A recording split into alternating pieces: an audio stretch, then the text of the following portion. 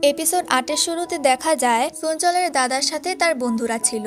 চঞ্চলের দাদা চঞ্চল কোথায় আছে জিজ্ঞেস করলে তার বন্ধুরা বলে যে সে পড়াশোনা করছে। পরে দাদা তাদেরকেও চঞ্চলের সাথে পড়াশোনা করতে যেতে বলে। ওই সময় তেজল বলে চঞ্চল যদি খুব ব্যস্ত থাকে তাহলে আমরা আপনার সাথে দেখা করতে আসব। পরে তারা বাইরে গেলে তেজল বলতে থাকে যে আমাদের চঞ্চলকে বাঁচানোর জন্য কিছু একটা করা উচিত, আমরা জানি যে ও খুন করেনি। মিঞ্চল বলে ঘামিন ব্যাপারটা দেখছে তো, আমরা বরং অপেক্ষা করি। কিন্তু তেজলের কাছে ব্যাপারটা ভালো লাগছিল না যে ওর যে ছোট ক্লাসের ছেলেমেয়েরা ওদের জন্য লড়াই করবে আর ওরা বসে বসে দেখবে। পরে তারা একসাথে চঞ্চলকে বাঁচানোর জন্য চলে যায়। দৃশ্য পরিবর্তন হলে দেখা যায় জুন ওই ছেলেটার সাথে ফাইট করছিল, কিন্তু কোনোভাবেই ছেলেটার সাথে পেরে উঠতে পারছিল না। অপরদিকে জিউ কোনোভাবে ওই রুম থেকে পালিয়ে আসে, তবে সনহ তার পিছে পড়ে থাকে। আবার সামনে দিয়েও একজন এসে পড়ে। ওই লোকটা জিউর কাছ থেকে ছুরিটা নিতে গেলে জিউ তাকে উঠিয়ে ফেলে দেয়। পরে সনহ জিউর চুল টেনে ধরে রাখে। জিউ সনহকেও উঠিয়ে ফেলতে যাবে তার আগেই সনহ জিউকে অজ্ঞান করে দেয়। এইদিকে ঘামিনকে দেখা যায় যে কিনা এখনো ছাদে আটকা পড়েছিল। সেয়ন আর হিয়ন ঘামিনের সাথে কন্ট্যাক্ট করতে পারছিল, কিন্তু তারা জিউ আর জুনের সারা শব্দ পাচ্ছিল না, এই জন্য তারা চিন্তিত ছিল। তখন হানকেও ঘামিনকে কল করে তাদের পড়াশোনার খোঁজ নিতে থাকে এবং ঘামিনকে পড়াশোনা সংক্রান্ত একটা শীট তার কাছ থেকে সংগ্রহ করতে বলে। তখন ঘামিন একটু হকচকিয়ে যায়, কারণ তারা তো এখানে ম্যামকে না বলে চঞ্চলকে বাঁচাতে এসেছে। নিচে সঙ্গং হানলকে বিদায় দিচ্ছিল। ওই সময় ঘামিনের একটা নোটবুক ছাদ থেকে সঙ্গং এর মাথায় পড়ে। তখন ঘামিন লুকিয়ে যায় এবং কিছুক্ষণ পর আবার উকি মারে। তখন সে লক্ষ্য করে যে কয়েকজন ছেলে জিউকে উঠিয়ে নিয়ে যাচ্ছে। এরপর ঘামিন আবারও ছাদের দরজা ভাঙার চেষ্টা করতে থাকে। সেয়ন আর হিয়ন কিছুই বুঝতে পারছিল না। তারা ড্রোন দিয়ে দেখার চেষ্টা করছিল।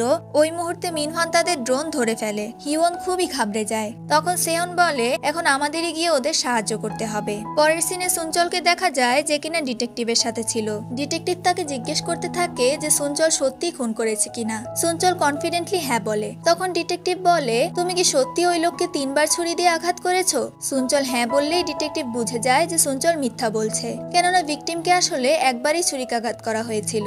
এবার ডিটেকটিভ চঞ্চলকে সত্যি করে বলতে বলে যে ও খুন করেছে কিনা। তখন চঞ্চল তার অতীতের কথা মনে করতে থাকে, যেখানে তার দাদা বলেছিল যে আমার একটা শান্তিপূর্ণ মৃত্যু তখনই হবে যখন আমি আমার সামনে চঞ্চলকে ভালো মানুষ হিসেবে দেখব।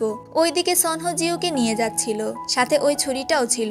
তখন সেখানে চঞ্চল এসে পড়ে। এখানে বোঝা যায় যে ডিটেকটিভ চঞ্চলকে ছেড়ে দিয়েছিল। সে সনহকে বলে জিউকে ছেড়ে দিতে। তখন তাদের মধ্যে মারামারি শুরু হয়। সেখানে মিনচল আর দেচলও চলে এসেছিল এবং সবাই একসাথে সনহর সাথে ফাইট করতে থাকে। এরই মধ্যে জিউর জ্ঞান ফিরে আসলে সে আস্তে করে চাকুটা নিয়ে পালিয়ে যায়। জিউ যেতে যেতে সনহ সবাইকে ডাউন করে দিলে জিউ ও সনহর সাথে মারামারি করতে চলে আসে। সনহ খুবই শক্তিশালী ছিল, যার কারণে বাকিরা তার সাথে পেরে উঠছিল না। তখনই এখানে ঘামিনের এন্ট্রি হয়। ঘামিন আসলে ছাদের দরজা ভেঙেই এখানে চলে এসেছিল। অন্যদিকে জুন এখনো ছেলেটার সাথে ফাইট করছিল, তবে শেষমেশ জুন ওই ছেলেকে হারাতে পেরেছিল।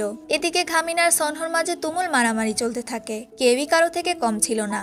এক প্রকার অসাধারণ ফাইটিং চলছিল এখানে। যখন ঘামিন হেরে যাচ্ছিল তখন সে আবারও তার আঙ্কেলের নিষেধ করার টেকনিক অ্যাপ্লাই করে এবং সনহকে হারিয়ে দেয়। পরে ঘামিন চঞ্চলের কাছে গিয়ে ওর অবস্থা জিজ্ঞেস করে এবং তাদের সাথে পড়াশোনার জন্য রিকোয়েস্ট করতে থাকে, কিন্তু চঞ্চল ভালো মন্দ কিছুই বলে না। এদিকে সুযোগ বুঝে সনহ এভিডেন্সের ছুরিটা নিতে গেলে জিউ এসে সনহকে লাথি মেরে একদম অজ্ঞান করে দেয়। এরপর জিউ চঞ্চলের উপর চিৎকার করে বলতে থাকে এত ঢং করার কি আছে, চুপচাপ আমাদের সাথে পড়াশোনা করবে। এগুলো শুনে চঞ্চল হেসে দেয়। ওই মুহূর্তে সেখানে সেয়ন আর হিয়ন বাকিদের বাঁচানোর জন্য চলে আসে, যেখানে ঘামিন আগেই সবকিছু শেষ করে দিয়েছিল।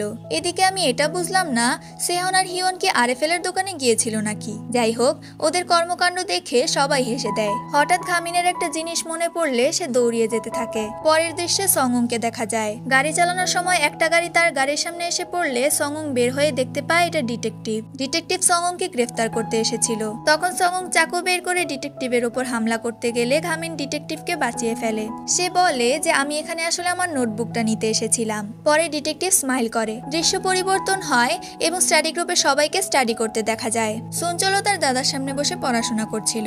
দেখতে দেখতে তাদের মিড টার্ম পরীক্ষাও শেষ হয়ে যায়। ততদিনে ঘামিনের মাও সুস্থ হয়ে যায়।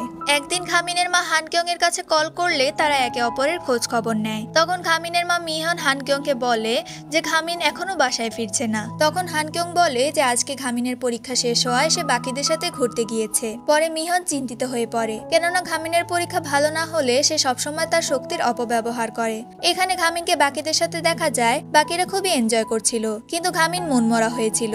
একসময় ঘামিন একটা পাঞ্চিং মেশিনে পাঞ্চ করে সেটা ভেঙে ফেলে। পরে সবাইকে একসাথে ডিনারে দেখা যায়। এখানে বাকিরা ঘামিনকে বকছিল ওই লোকের মেশিন ভাঙার জন্য। পরবর্তীতে তারা ঘামিনের মন খারাপের কারণ বুঝতে পারে। তখন সেয়ন ঘামিনকে কিছু মোটিভেশনাল কথা শোনালে ঘামিনের মন ঠিক হয়ে যায়। এই মুহূর্তে ঘামিনের কাছে দেচলের কল আসে এবং তারা সুনচলের দাদার ব্যাপার জানায়। আসলে সুনচলের দাদার অবস্থা খুবই খারাপ ছিল, কিন্তু সে মৃত্যুর আগে কোনো একটা এক্সাম দেওয়ার কথা বলছিল। সে বলে যে এটাই তার শেষ ইচ্ছা। ততক্ষণে সেখানে ঘামিন সহ বাকিরা তার দাদার কাছে চলে আসে। ওইদিকে আমরা সুনচলকে দেখি যে কিনা দৌড়িয়ে যাচ্ছিল। তবে তার সামনে হানলের দল এসে পড়ে এবং সুনচলের সাথে ঝামেলা করার চেষ্টা করে, কিন্তু সুনচল সবার সাথে ফাইট করে ফাইনালি হাসপাতালে পৌঁছে যায়। এসে দেখতে পায় তার দাদা পরীক্ষা দিচ্ছে। পরে দেখা যায় সুনচলের দাদা মারা গিয়েছে। সবাই তার দাদার শেষকৃত্য অনুষ্ঠানে এসেছিল। এখানে ঘামিন সুনচলকে তার ইন্ডেক্স বইটা দেয়, যেটাতে সে ওয়ার্ড মিনিং শিখত। এইটা সুনচলকে তার দাদা দিয়েছিল। সুনচল এখানে খুবই ইমোশনাল হয়ে পড়ে এবং ঘামিনকে ধন্যবাদ জানায়। কিছুদিন পর ঘামিনদের রেজাল্ট দিলে সবাই সবার ফলাফল দেখে খুশি হয়, কারণ সবাই পূর্বের চেয়ে ভালো ফলাফল করতে পেরেছিল। সেহনও রোল 2 থেকে 1 হয়ে গিয়েছিল।